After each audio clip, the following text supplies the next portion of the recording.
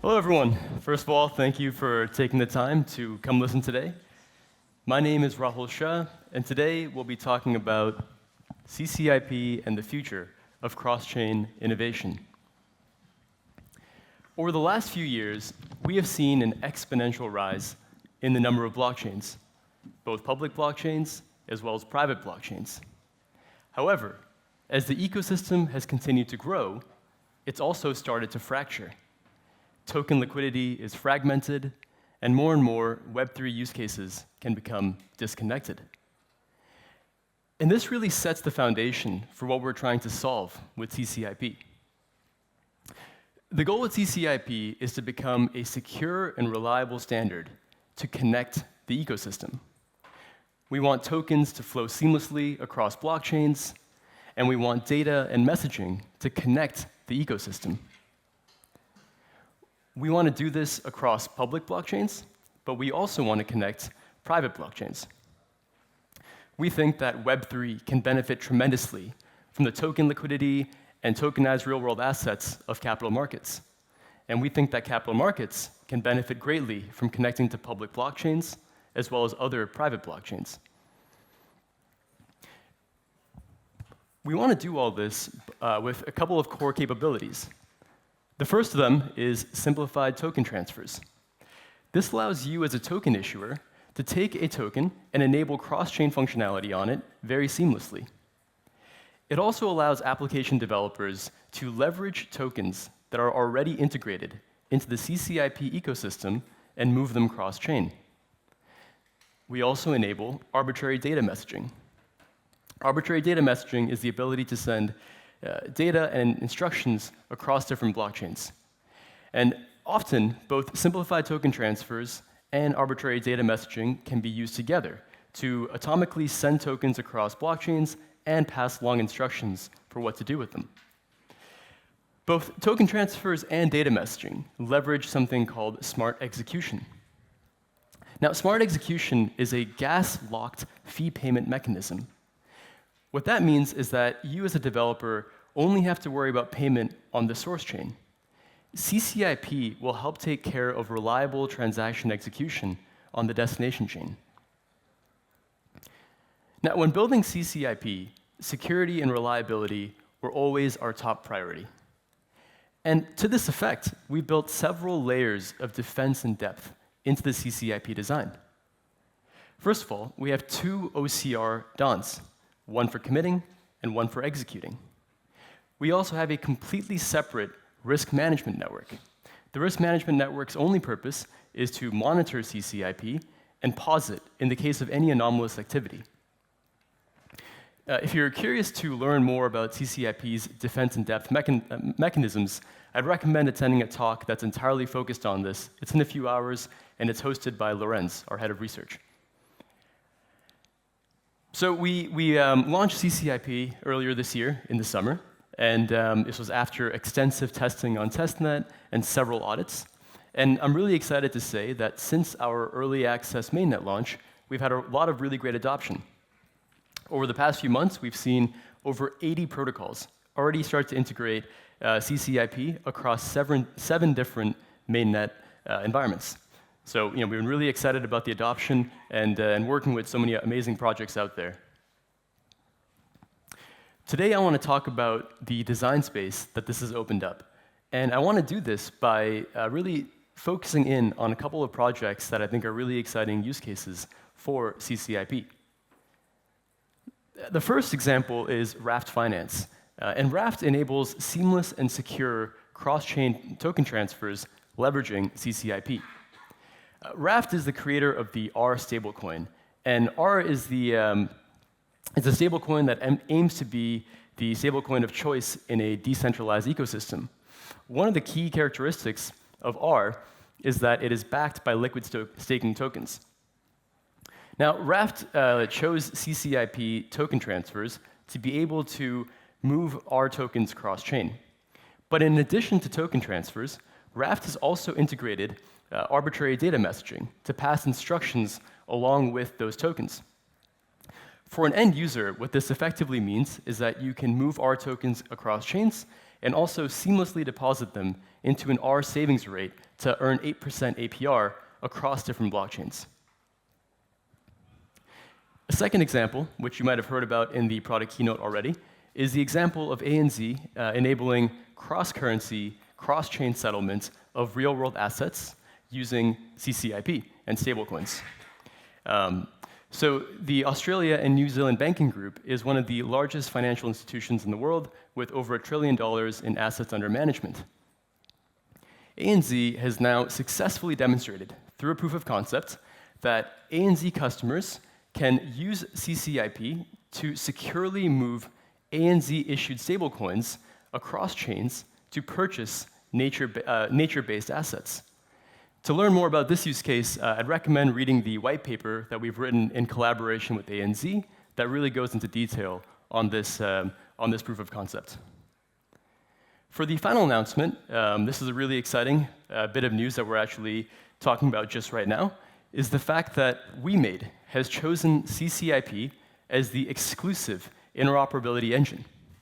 WeMade is one of the largest gaming companies in Korea, one of the top 5 gaming companies there, and they've chosen CCIP as the exclusive interoperability engine, and they've also been one of the pioneers in advancing the blockchain gaming space. Today, I'm really excited to say that we actually have their head of business, Rob Seo, with us today to talk more about this collaboration. So with that, I would like to invite Rob to the stage.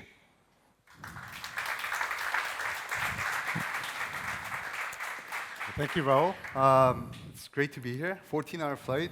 I wouldn't do it again, but it's great. Well, thank you. Thank you for coming, Rob. Yeah, thanks. WeMade, just to give you a bit of background, we have 23 years of gaming industry experience in Korea, and obviously, majority of that time is based off of servicing, developing Web2 games. Now, we jumped into Web3 space back in 2019, and ever since then, we have collaborated with a lot of Web3 players out there. But today, we're announcing our strategic partnership with Chainlink, based off of utilizing CCIP as the exclusive technology behind our new initiative that we have launched a couple of weeks back during KBW Korea. Yeah, now, I work as one of approximately 2,000 employees in Korea with WeMade, so it's not a small company. So in the Web3 space, we see a lot of new projects, very prominent, and I'm sure they'll grow. I think we're one of the very few that are listed companies, and that we have a sizable foundation. And because of our numerous experience background in gaming, I think we're seen as one of the major players in the Web3 scene as well. So yeah, thanks for having me again, and yeah. Yeah, well, we'll keep going here with some questions to understand more about this collaboration. So first of all, can you tell us all a little bit more about the recently announced omni-chain initiative called Unagi? Yes, Unagi is an acronym for Unbound Networking and Accelerating Growth Initiative, and essentially is an initiative that we have planned and announced several weeks ago. And what we're trying to build is, as Rahul mentioned in his speech today, numerous networks that are existing today on Web3 are all segregated, and the communities involved in each of those networks are all separate and disseparate. And with this being said, what we want to achieve is a one ecosystem experience for all of the users existing on multiple networks, on separate networks. And to do this, the core engine that will be powering it is what we call Unagi X, and the main component within Unagi X is the cross-chain messaging protocol, CCIP. Great. Thank you for that. And what's the general roadmap of Unagi as an omni-chain initiative? And also, what will be an immediate use case of it? The general use case, first of all, will be obviously, it's very aligned, and the visioning is shared between your presentation today and what CCIP was built for. But also, in terms of what we want to achieve, is we want to achieve a fluid experience for all of the users existing on multiple different networks in accessing games, because we're focused on gaming initially, but we don't believe this is the only application that's available with this technology. As the initiative grows, what we want to achieve is subsequent services that will be available within this one ecosystem that may include DeFi, NFT marketplace, and what have you. So we want to start off with a major game launch. It's called Night Crows, and we've seen it in the previous slide. That's actually our building, but we have an image of that game. It's a AAA MMORPG title called Night Crows. It achieved rank 1 in both the App Store and Google Play in Korea. So it's the top game. Now, this AAA game title is currently being serviced as a Web 2 game, and whereas by the end of the year or the latest would be early next year, we're hoping to launch this as a Web 3 game, but on Unagi X, which utilizes CCIP. So therefore, the token contracts associated with this game will be accessible and it will be available on all supported chains, and thereby granting access for all of the users without having them to bridge assets, normally where it requires locking up of tokens, for example, which is susceptible to breaches and hacks, as we've seen in the several months past. And what that will achieve is for the users to be able to gain access to native bridging of assets that derives from the game. And this is the initial one major title that we'll be launching, but subsequently there'll be more games, there'll be more applications that will utilize this technology. It's really exciting stuff. And what role do you see Chainlink playing in the consortium? And also, why CCIP? Now, within Unagi, so Unagi is an initiative for omni-chain strategy, and this was proposed by WeMix. So it's not an actual product that we have created ourselves.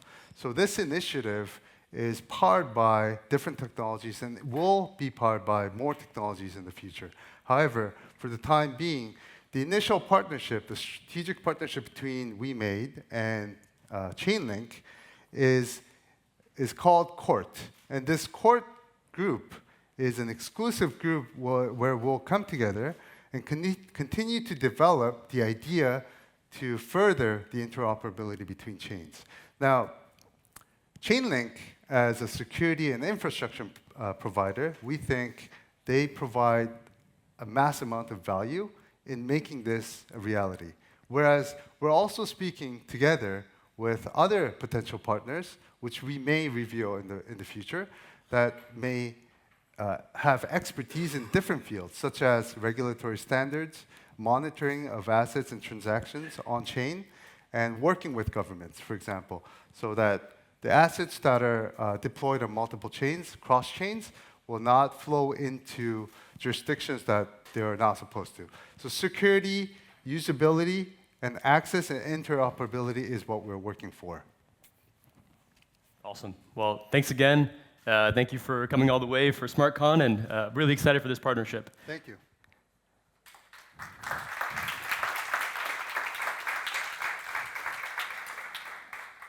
All right. Thanks again, Rob. That was really great, and we're really excited for that partnership. In terms of what's next for CCIP, we're excited about a couple of things that are still coming out. We're excited to be working towards mainnet general admission.